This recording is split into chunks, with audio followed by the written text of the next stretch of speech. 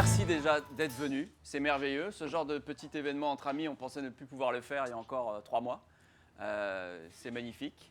Vous n'êtes pas sans savoir. Alors, je vais tout de suite, avant d'oublier, vous êtes officiellement à une session d'écoute bifocale.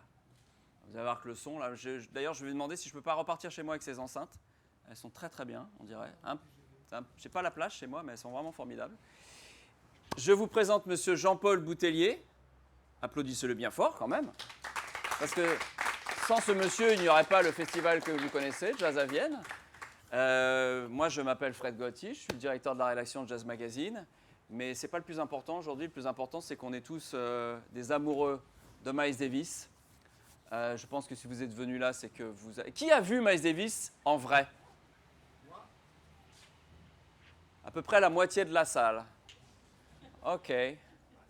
So I just ask you people, Ashley understand French, who really saw Miles on stage? And it's about half of the audience.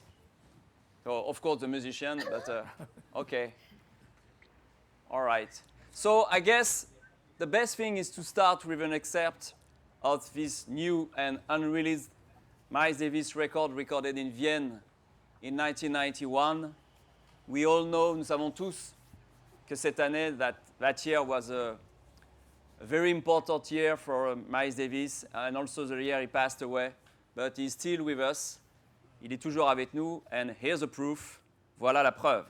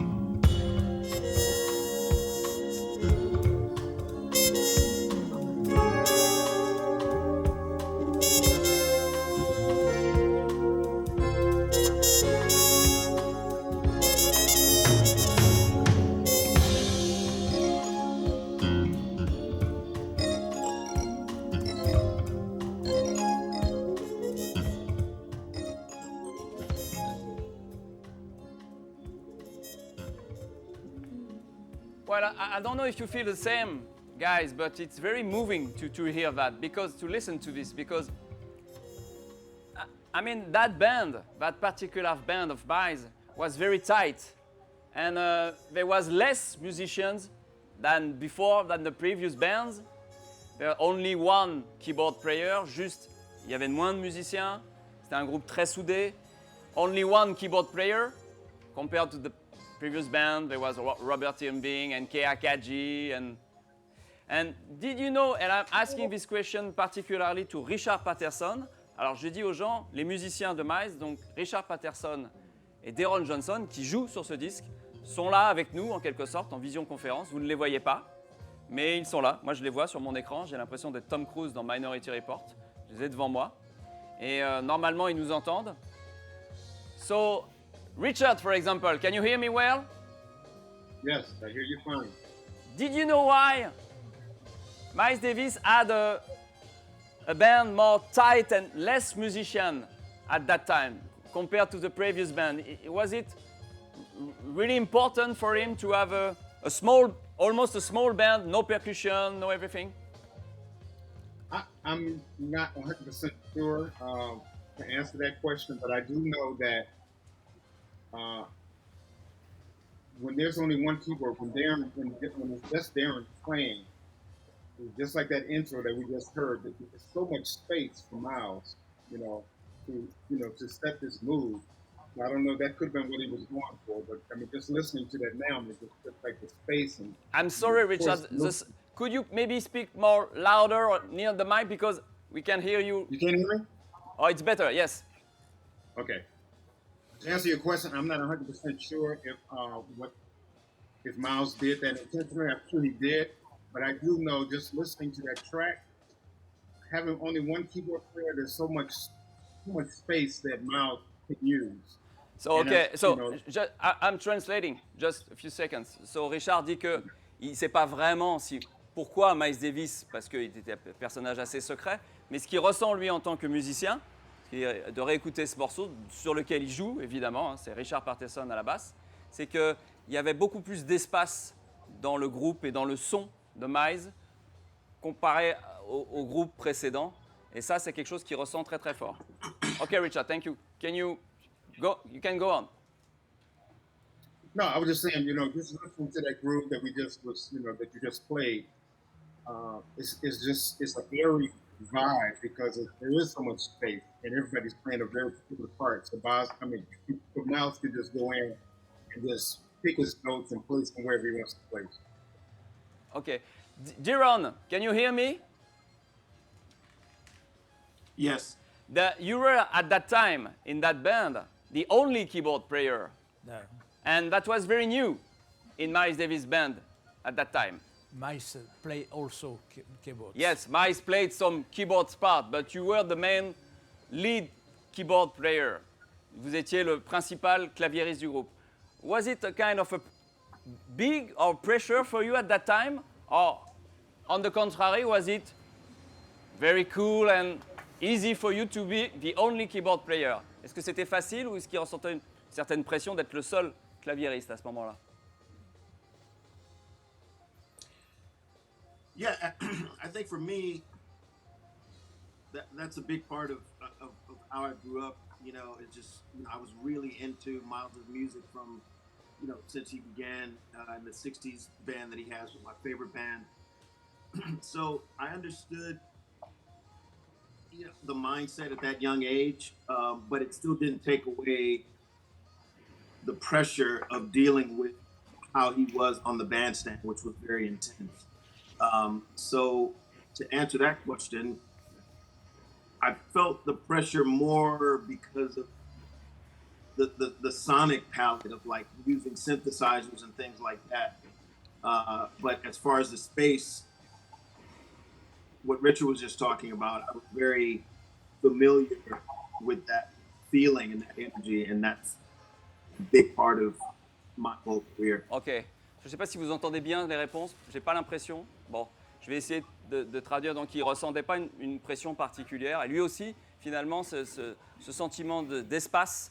Donc là, c'est clair, il y a quelque chose qui se dessine. C'est que d'être un groupe avec une formation réduite, comparé au groupe précédent, ça leur donnait finalement une certaine liberté. Et il n'y avait pas peut-être même moins de pression d'habitude. Et Deron a aussi précisé qu'il connaissait évidemment très très bien la musique de Miles, toute époque confondue. Jean-Paul, toi tu l'as reçu, tu l'as perçu comment, toi qui as vu toutes les phases de Miles? C'était aussi le choix par rapport à un répertoire. Le répertoire de Miles ce soir-là était issu de ces deux derniers, notamment Amandla, qui demandait peut-être moins de percussions, de choses comme ça. Et puis You Are Under Arrest. Donc je pense que c'était lié aux percussions qui manquaient par rapport au répertoire dont il n'avait pas besoin.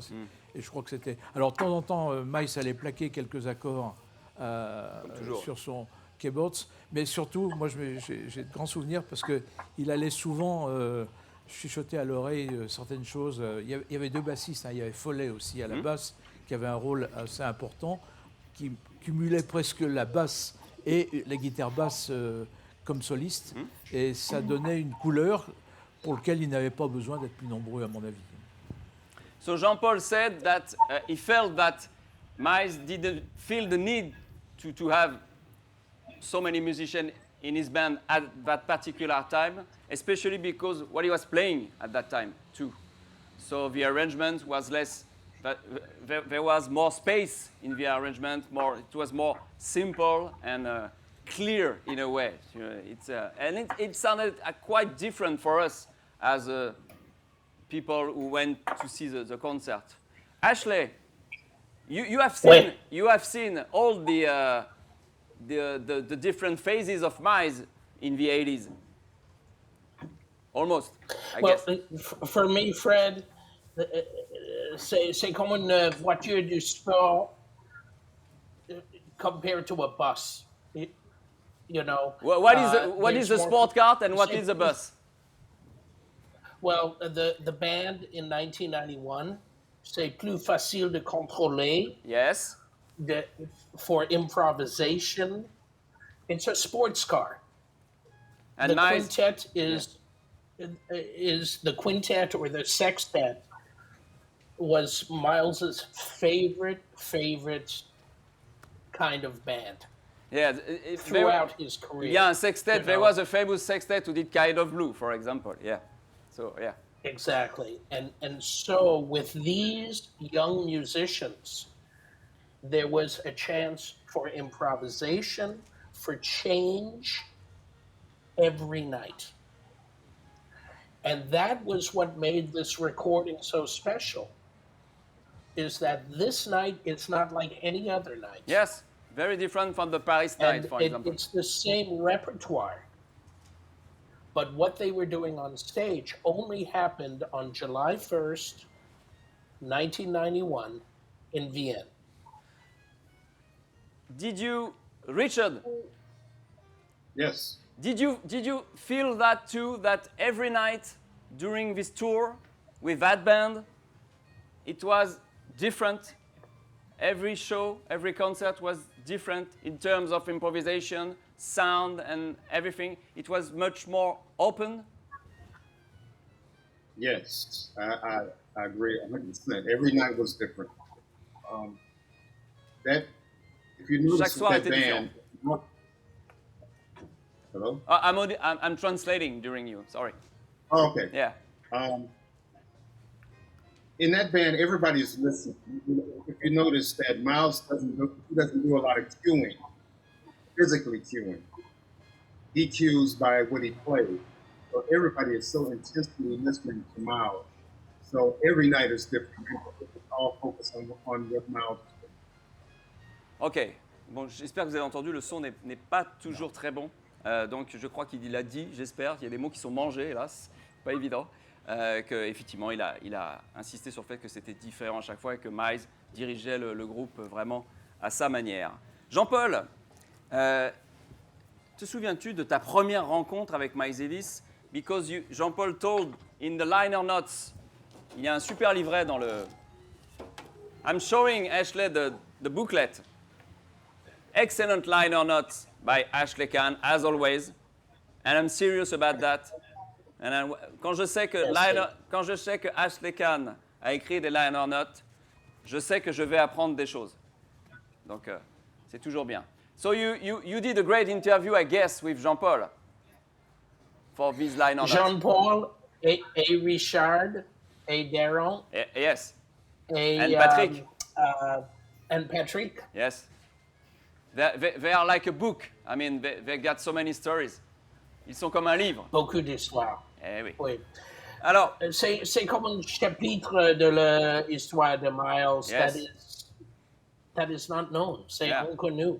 Alors, Jean-Paul, quand tu as créé le festival, donc il a fallu attendre 3 ans avant que Miles vienne, donc 81 création du festival, 84.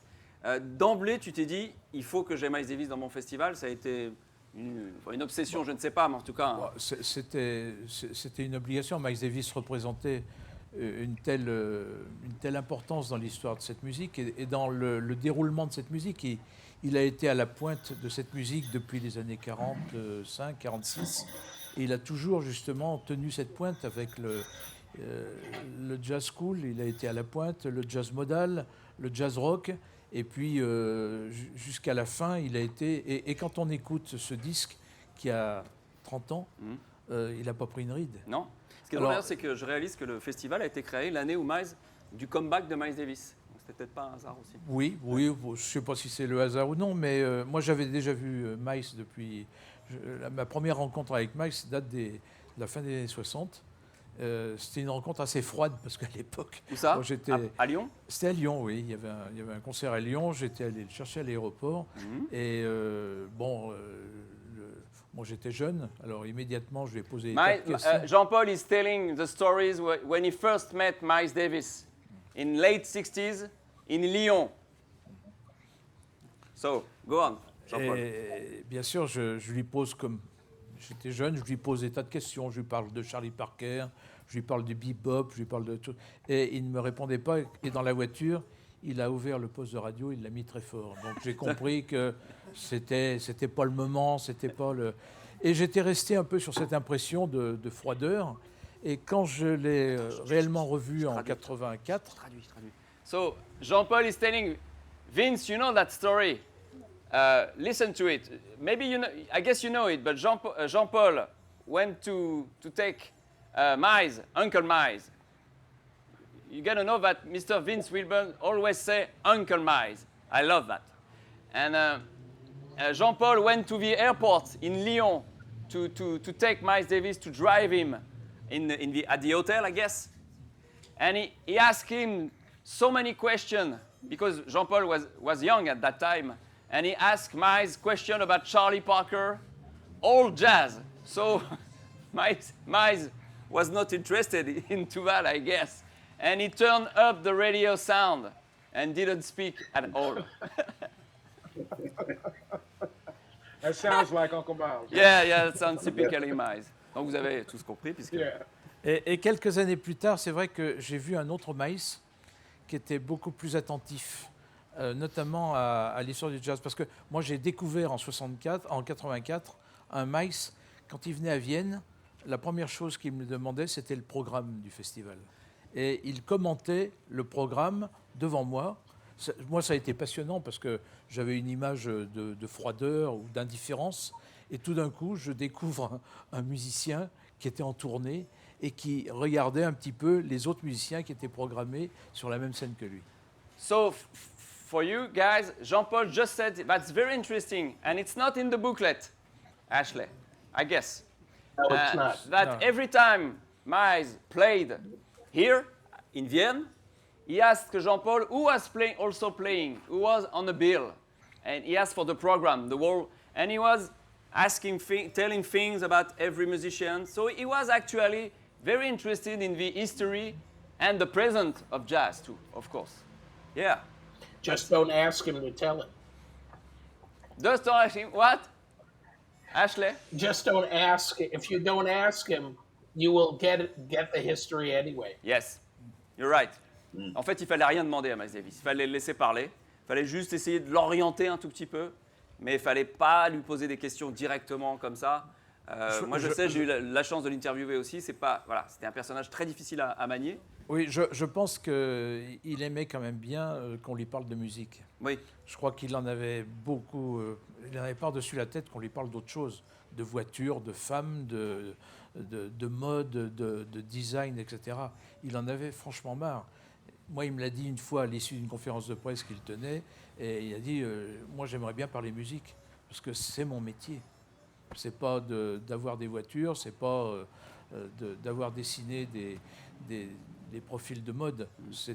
Et il avait une attitude de musicien, enfin je le redis, et Ashley a eu l'amabilité de très bien le retracer dans la pochette, cette conversation avec J.J. Johnson en 84 au téléphone, auquel j'ai eu le privilège d'assister.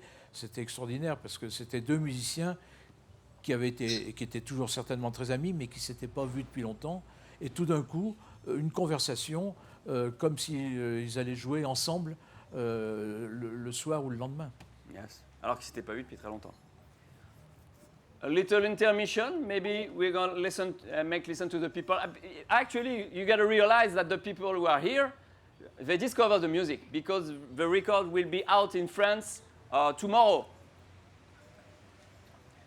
Does the record will be out in the United States too, Ashley? Demain. It's worldwide. It's worldwide, c'est dans le monde entier?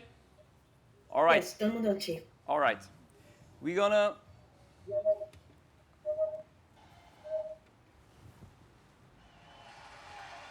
This one is very famous.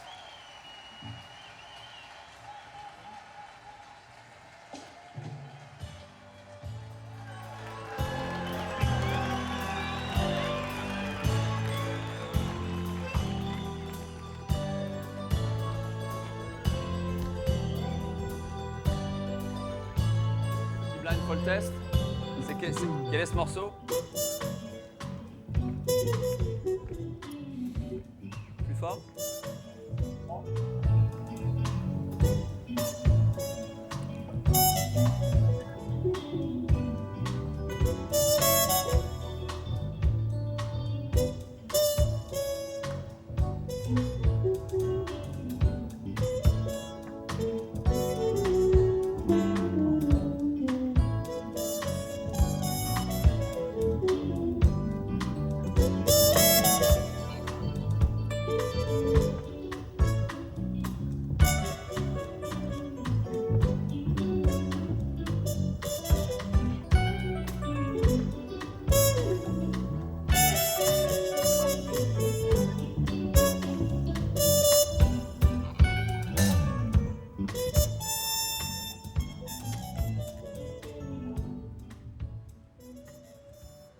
So, of course, everybody has recognized the famous Miles Davis cover of Human Nature.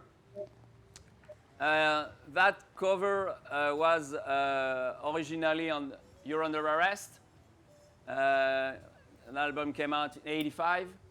And that was a big surprise for us at that time to discover that Miles was also interested in that kind of music.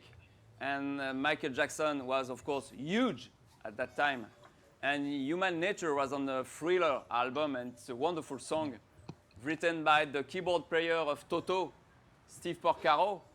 And that's why Miles Davis also played. Vous comprenez tous à peu près ce que je dis. Donc, il a écrit il a repris Human Nature en 85. C'est une chanson écrite par le claviériste de Toto. And that's why Miles Davis also played on the Toto album a beautiful song called Don't Stop Me Now. I guess it's an instrumental, and it's a wonderful song too, with David Sanborn on saxophone.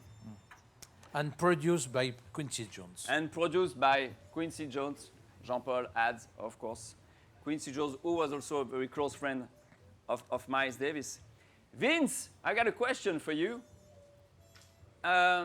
Yes. Once somebody told me, a friend of mine told me that Jean-Noël Ginimbre, you remember Jean-Noël Ginimbre?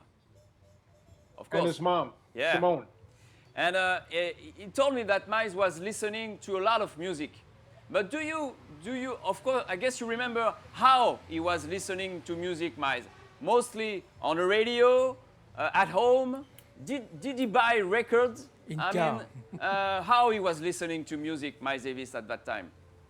Comment Miles Davis écoutait de la musique? Okay. It would translate, I'll go slow. Okay, go slow, thank you.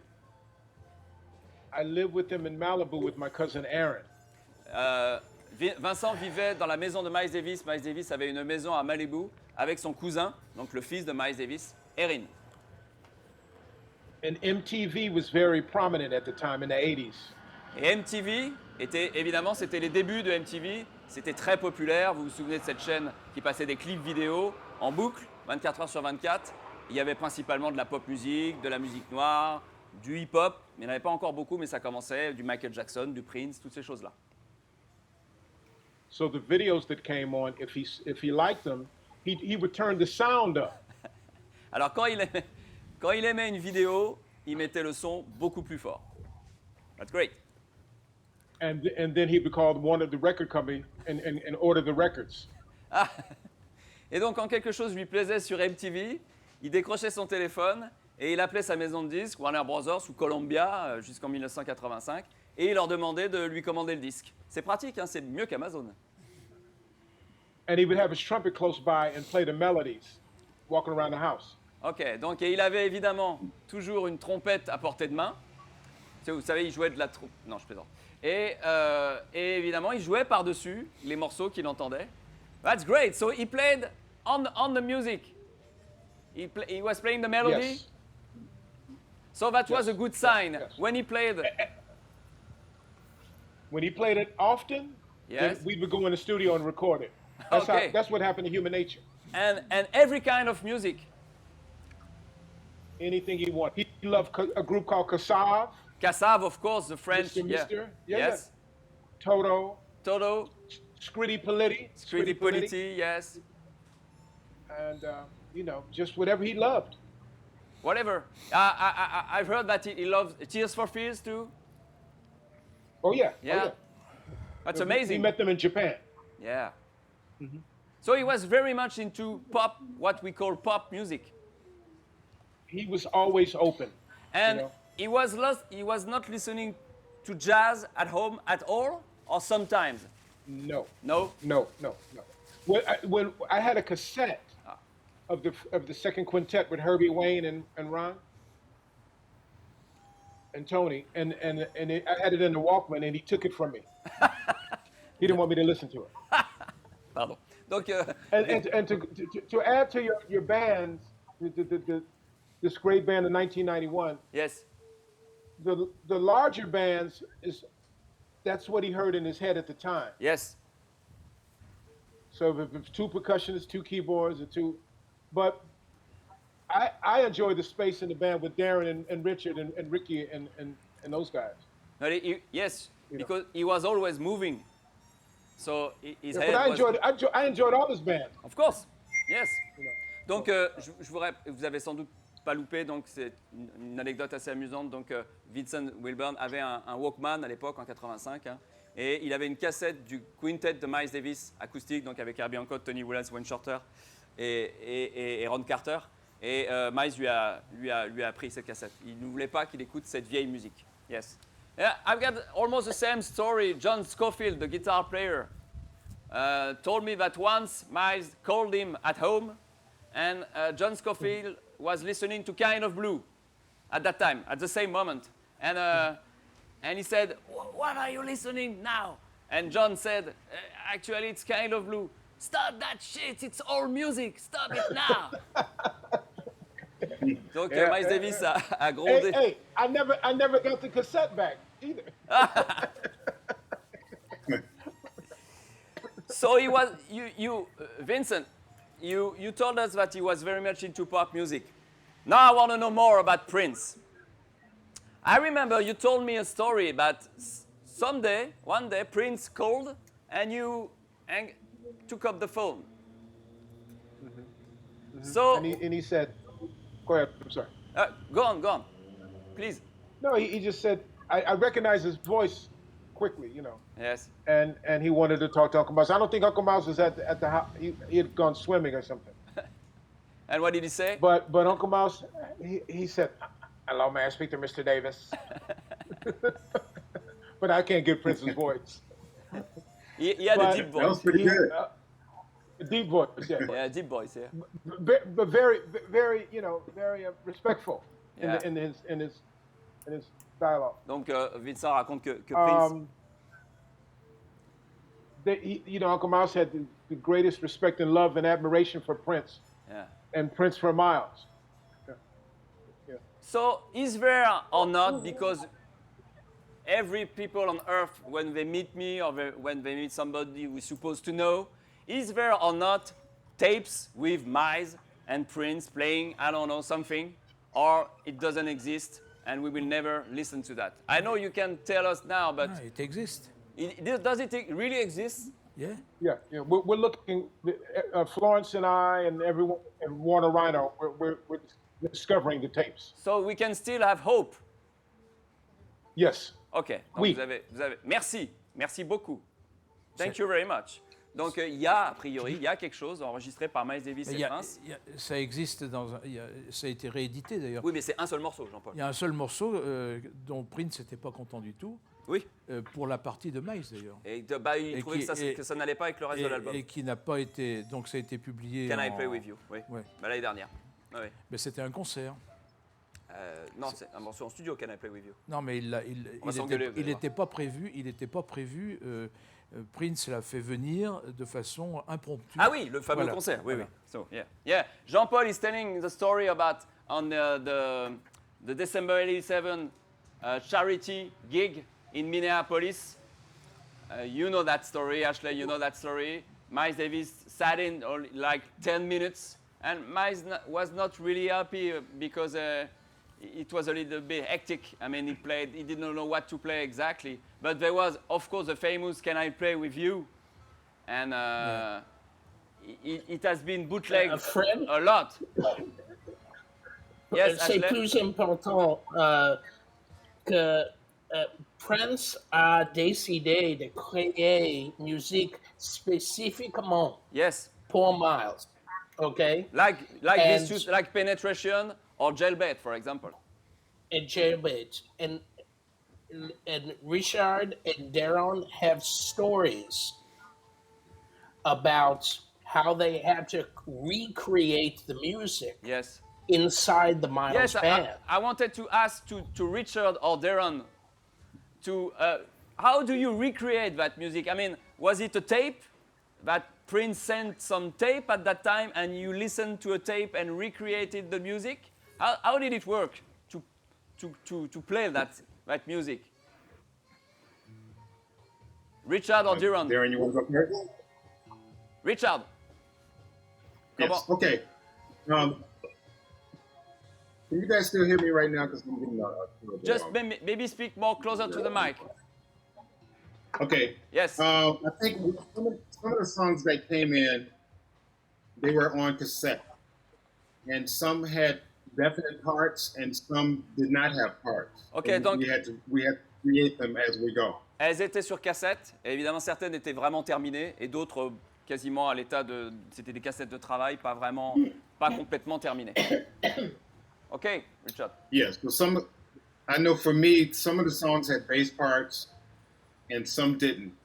Alors, and certaines chansons. The ones that didn't, I had to come up with my own bass part. Ok, donc certaines chansons.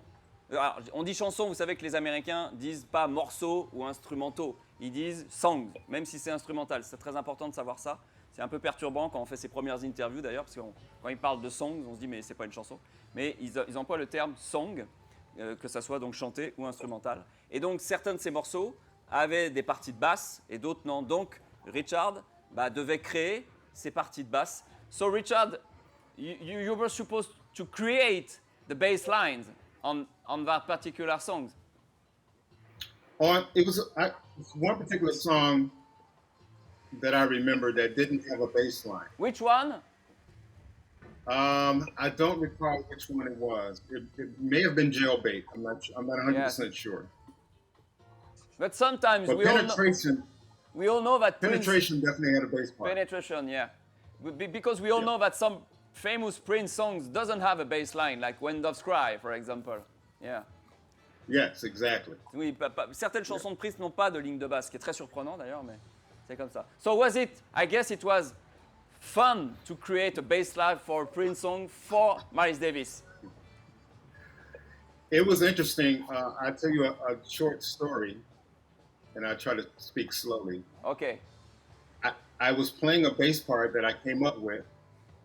Donc Richard, sur un morceau, a joué une ligne de basse, comme ça, spontanément, sur ce morceau. And so we were rehearsing the song with the bass part that I came up with. Donc ils ont répété ce morceau avec la ligne de basse qu'il avait créée spécialement pour ce morceau.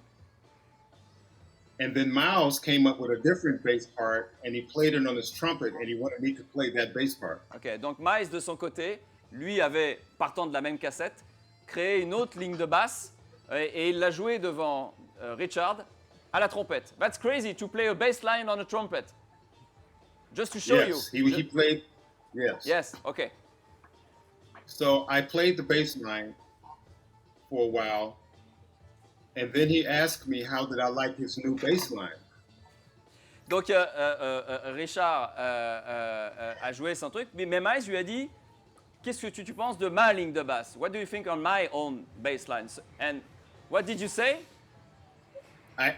I wasn't fond of it. I wasn't crazy about it. Donc Richard a eu le culot de dire à Miles, moi je la trouve moins bien. So he fired you. I thought he was. I told him, after I told him that, he reminded me that it was his band. Donc il ne l'a pas viré, mais il lui a quand même rappelé que c'était son groupe et pas celui de Richard. And then after a while, he came back and said, "You're right. I like your bass line better." Et puis quelques temps après, il lui a dit, t'avais raison, ta ligne de basse est mieux que la mienne. So it was like having an award. Yes. Yes. Absolutely. And thank you, Richard. Deron, you still with us?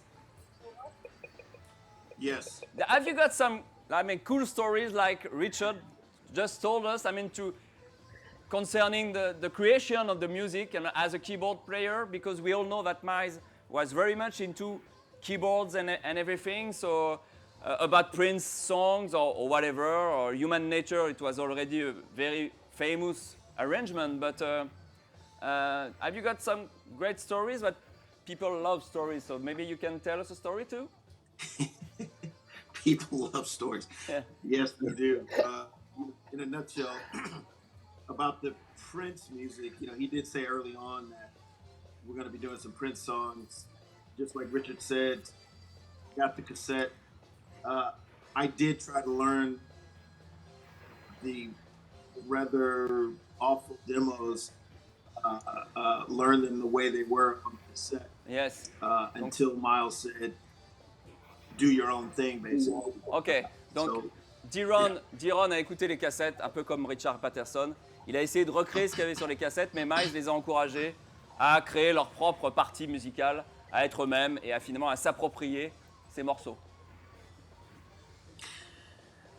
And so I did, but of course, I was so into the Miles experience, had to sort of take some of those songs.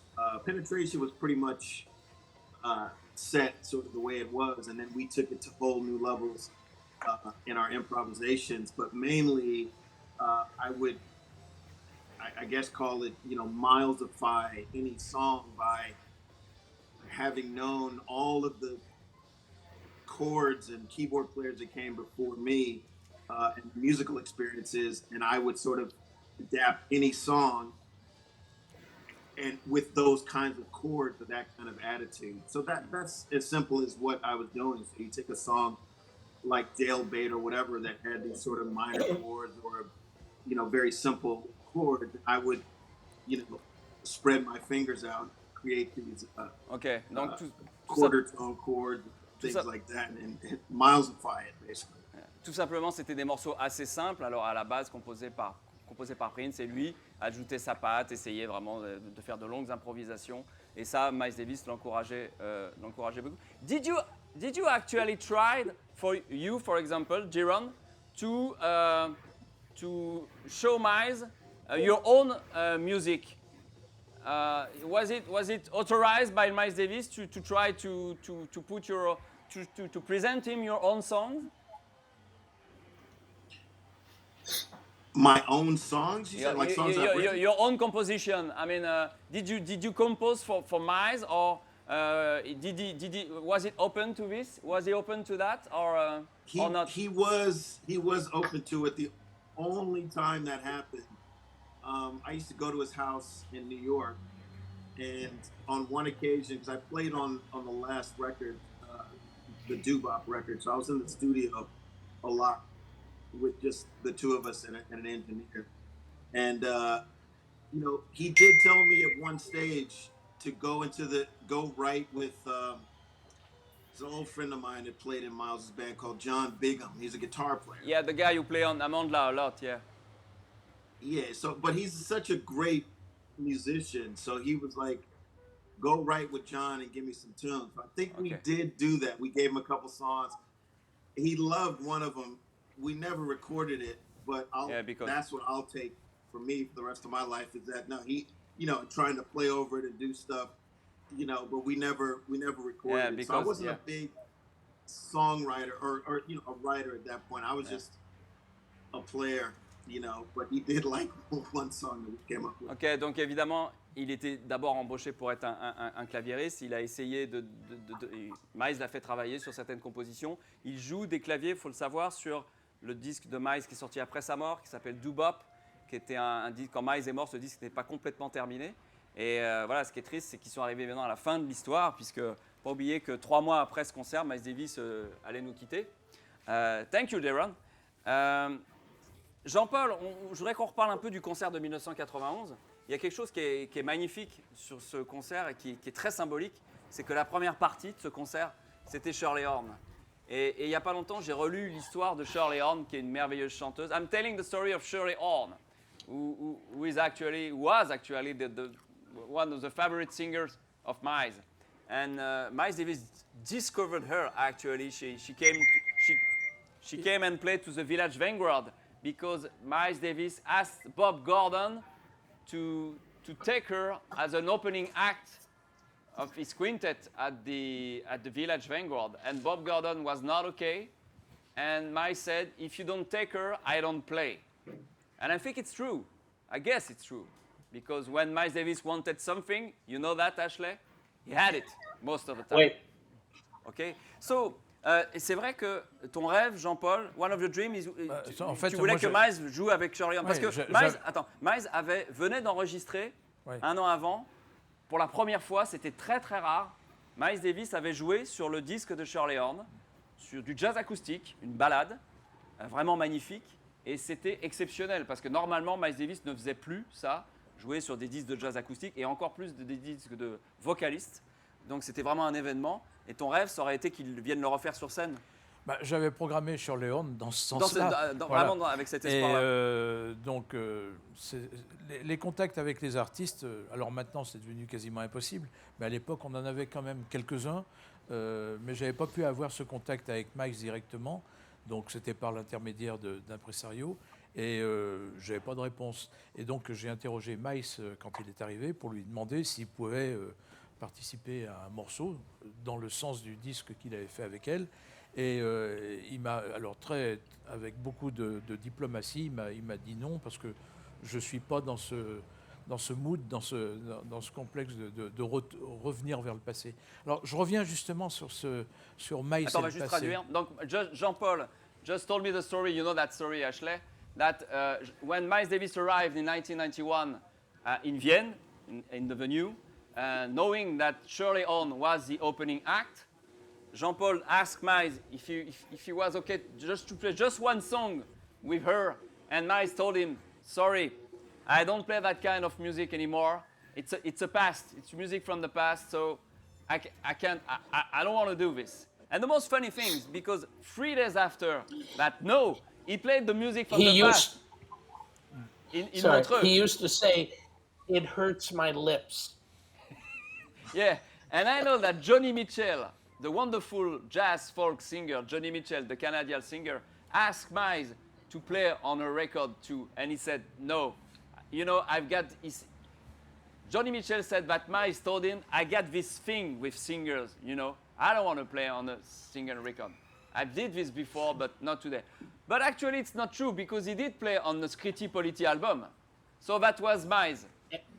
Very and complex. Also with Zucchero in Italy. Yeah. You know, so maybe on Tuesday that was the answer, but on Thursday exactly. It would be different. Oui, voilà. Si tu lui avais demandé le lendemain, peut-être qu'il aurait dit oui. En tout cas, il ne l'a pas fait. Non, je ne pense pas. Je pense que Miles, enfin, contrairement à Miles, ne rejetait pas le passé. Hein, c'est pas ça.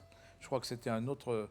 Pour avoir fréquenté heureusement beaucoup de musiciens, je crois qu'il n'y a rien de pire que de demander à un musicien de revenir vers le passé. Exactement. Les musiciens, ils vivent sur le futur. Toujours. Et demander à un musicien de revenir sur des choses qu'il a faites avant, on n'aurait jamais demandé à John Coltrane, sur la fin de sa vie, de jouer Giant Steps. Je pense que Charlie Parker a été victime de ça à l'époque. Moi, j'ai appris ça notamment de Sonny Rollins, qui m'a expliqué pourquoi c'était très infamant quand on lui demandait de rejouer des choses qui représentaient sa musique il y a 10 ou 15 ans. Il ne la rejetait pas, hein. Non. C'est pas du tout du rejet. Il ne voulait pas la rejouer. Mais pour lui, il avait évolué et il souhaitait montrer qu'il était sur un autre contexte. Et je pense que c'est... Alors moi, j'ai été très étonné de l'acceptation de Miles à l'époque d'aller faire ce concert à Montreux. Mais il faut savoir qu'à Montreux, il n'a quasiment pas joué. C'était Wallace Roney qui faisait les parties de trompette. So, just for you guys, I'm translating what Jean-Paul said. It was like an insult to ask Miles Davis to play something from the past.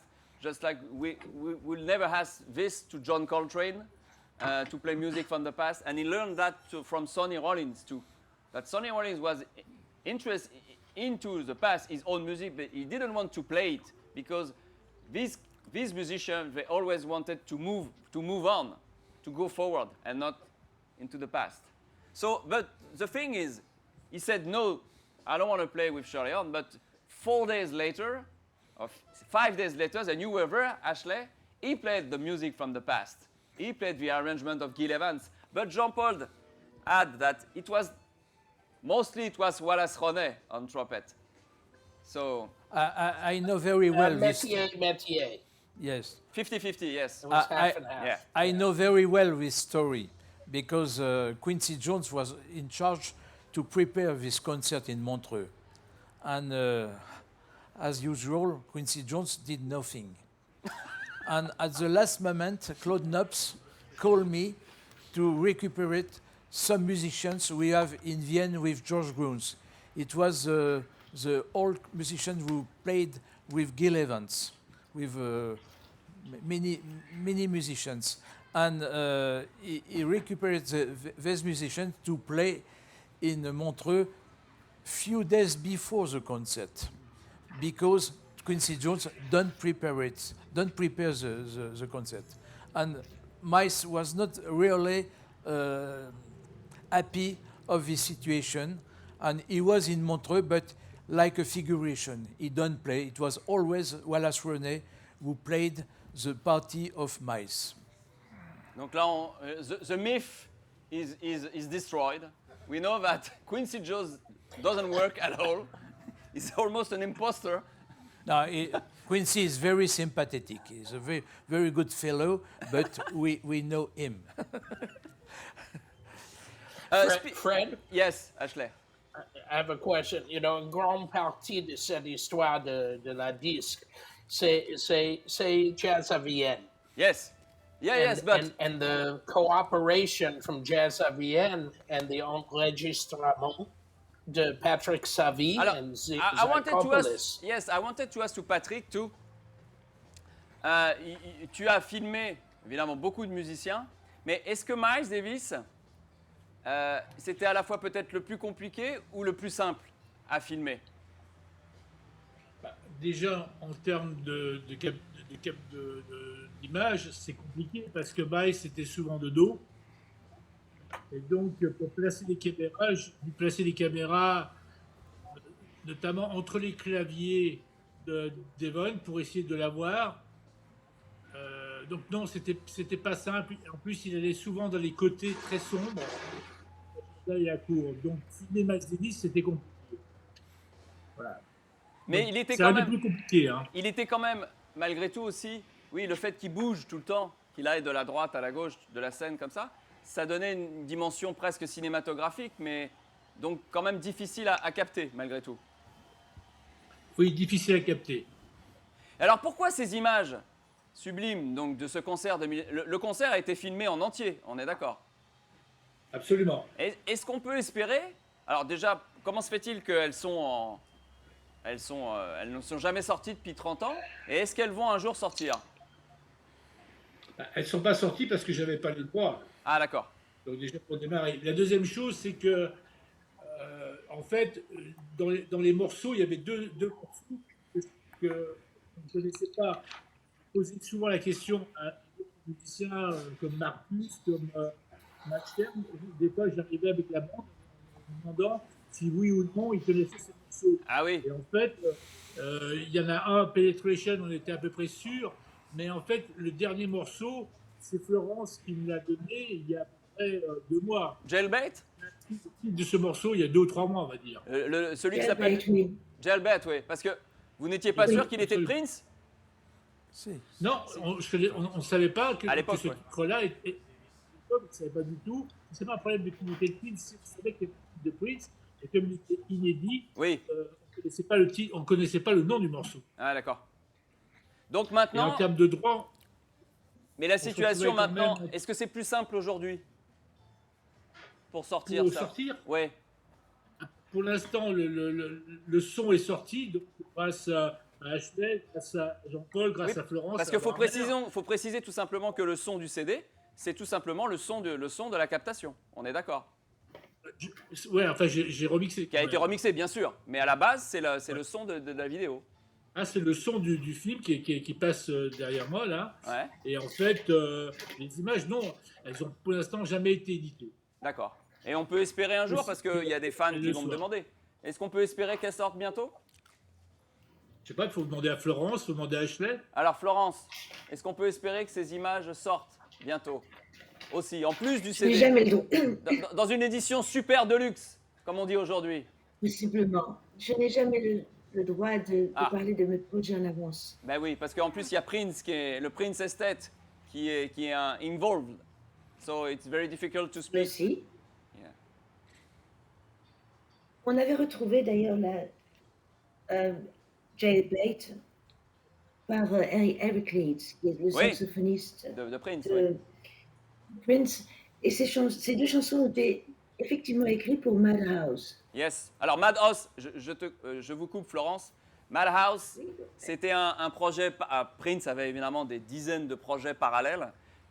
Et dont Madhouse, c'était un projet instrumental, plutôt jazz funk, qu'il avait commencé à faire au milieu des années 80. Et il avait fait un premier album qui s'appelait 8, puis un deuxième album qui s'appelait 16. Les morceaux n'avaient pas de nom, c'était que des numéros. Et il y a eu un 3e album de Madhouse qui était prévu, qui avait été enregistré. Il y a eu plusieurs versions, enfin c'est très compliqué.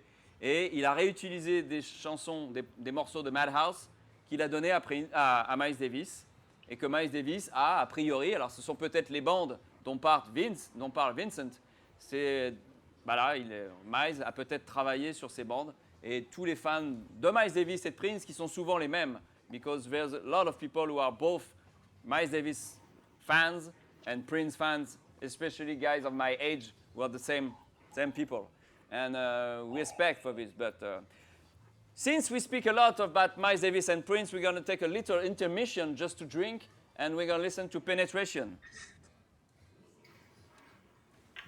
It's a Miles Davis song.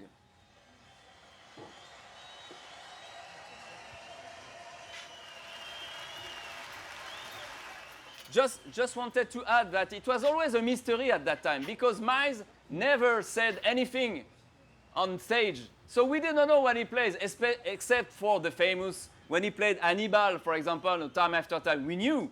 But when it was a new song, we didn't know. Nobody knows.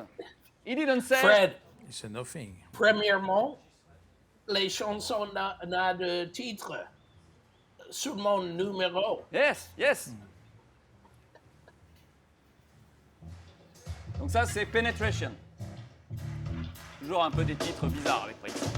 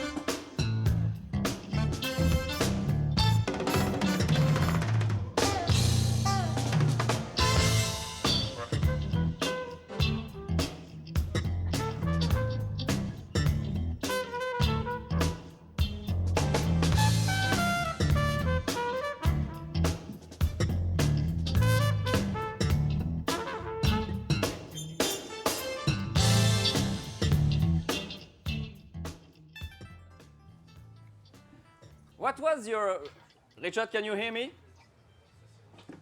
Yes, I hear you. What was your kind of relationship with Ricky Wellman during that tour? I mean, he was that's the least we can say, a powerful drummer. And as a bass player, what was your relation exactly with him? We're like brothers. Like brothers, vous étiez comme des frères. The whole band. You knew him before playing with? No. No, never. Never. So, but as a band, Deron can tell you, we pretty much did everything together. When we weren't on stage, we were together. We had dinner together before the gig. So, you know, if we went out on the day off, we were always hanging out together. So it was a family. Yeah, donc ils étaient tout le temps ensemble. Ils jouaient parce que souvent les bassistes et les batteurs sont évidemment très très liés. C'est la section rythmique et ils vivaient très bien ensemble. Ils mangeaient ensemble, ils sortaient ensemble. Donc it's a wonderful memory. It's a great souvenir for you. Absolutely. Yeah, I love playing with Ricky. And you've played after Miles passed away. You've played with. You still played with him in other project or? No, that was the only thing. We did a couple of things in New York, but not a lot. That was pretty much with Miles when I played with Ricky.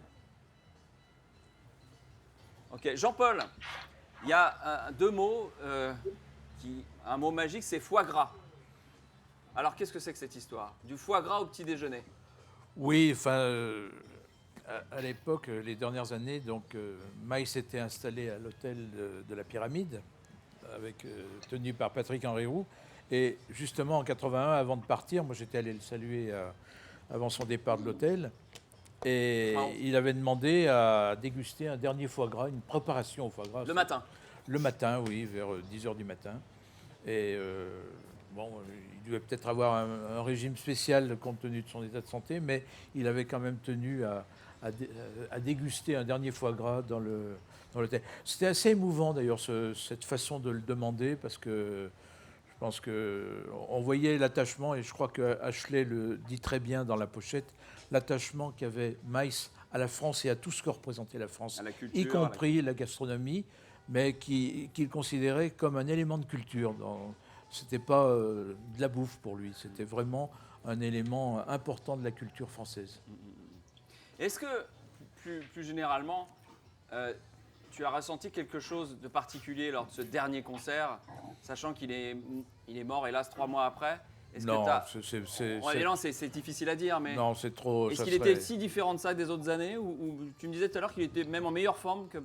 Moi, je l'avais trouvé physiquement en meilleure forme qu'en 89. Enfin, il y avait certainement l'effet de maquillage, etc., d'implants de cheveux, etc. Il resplendissait de beauté, il faut le dire. Alors qu'en 89, on se sentait fatigué, il était, bon, je dirais maquillé entre guillemets différemment. Donc, non, honnêtement, vous voyez, c'était impossible de se douter quelque chose.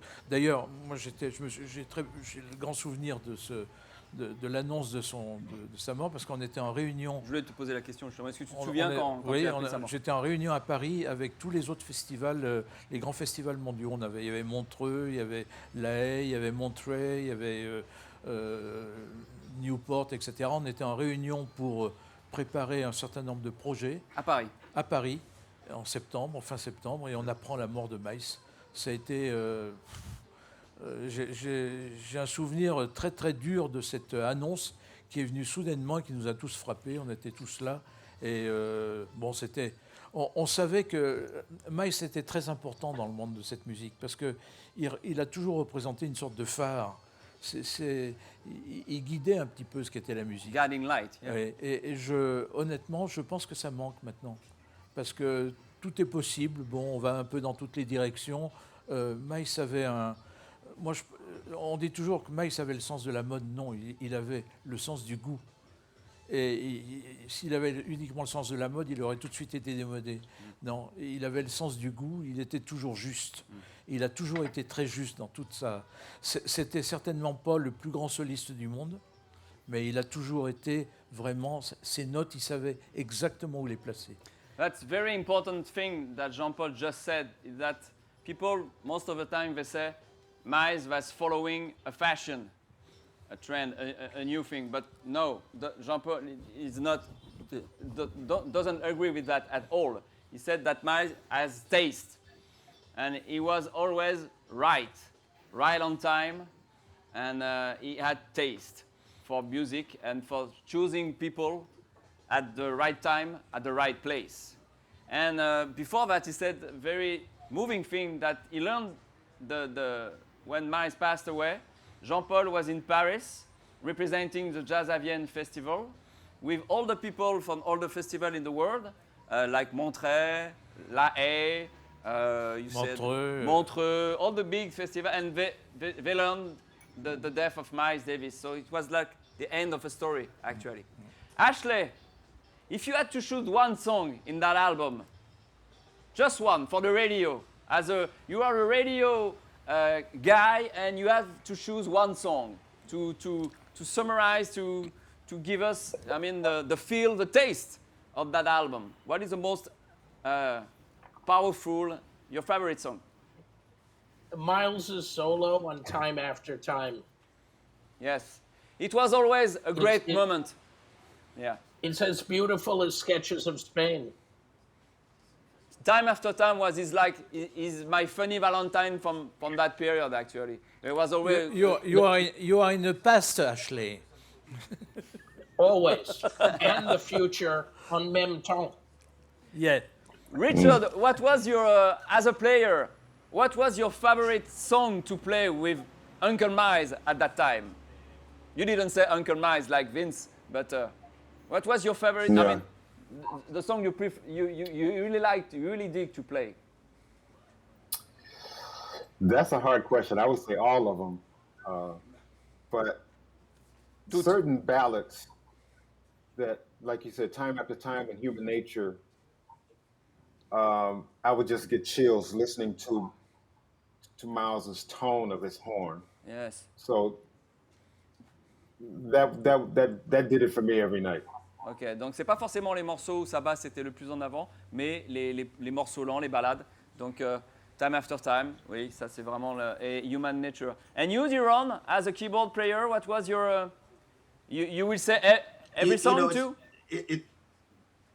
It's always like beginnings of concerts are always a big point for me. So even the Scritti Politti song off the top was it was so funky, and Miles is the only leader that plays an instrument and can go in and out of a melody. I don't think there'll ever be somebody that can interpret a melody as well as he does. So that was fun to play funky and melodic music as the first song, but the classics, of course, Human Nature, how that rose to the heights that it rose to with Kenny and Miles, and Time After Time. I mean, I learned so much from him walking to either end of the stage and just sort of having an audience hold his hand.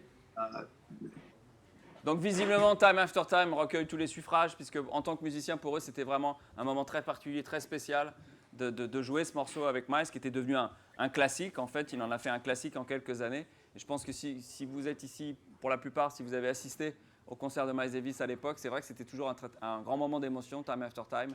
Et que je me souviens que the purist at that time said, "What does Miles play that pop song?" But Miles always did that. And it was just the same that My Funny Valentine or any jazz standard with actually a song at the beginning.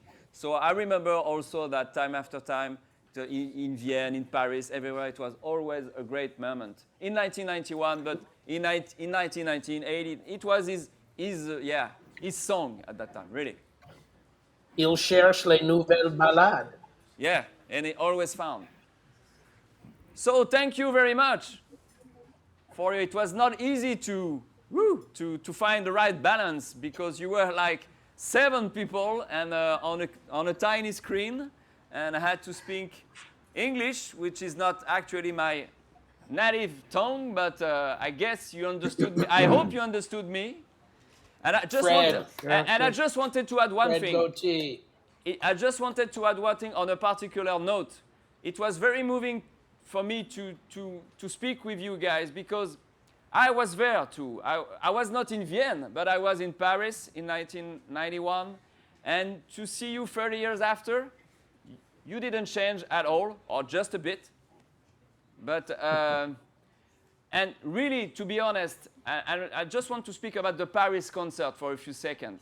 The famous Miles Davis and Friends, when, you know, Josa Windle played, Herbie, John McLaughlin. But I was there. And my favorite part of the show was when Miles played music from today and not music from the past.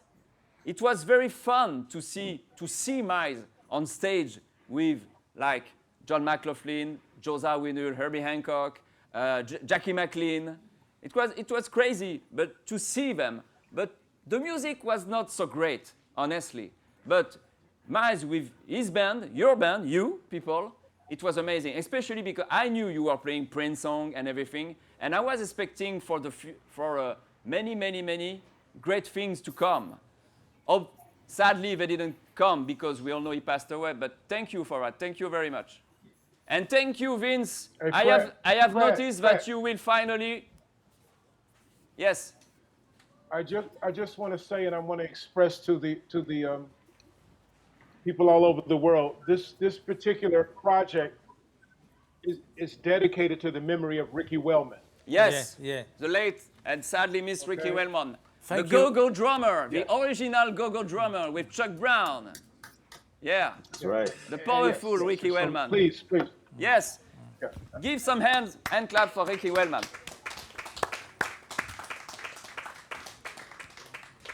Thank you very much. Merci Patrick. Merci Florence. Merci Merci. Ashley. Merci beaucoup. Thank you Vince. Merci. Merci Richard. Merci. Merci Deron. Thank you. Take Merci. care. Merci. Bye. Bye bye. Yeah, everyone.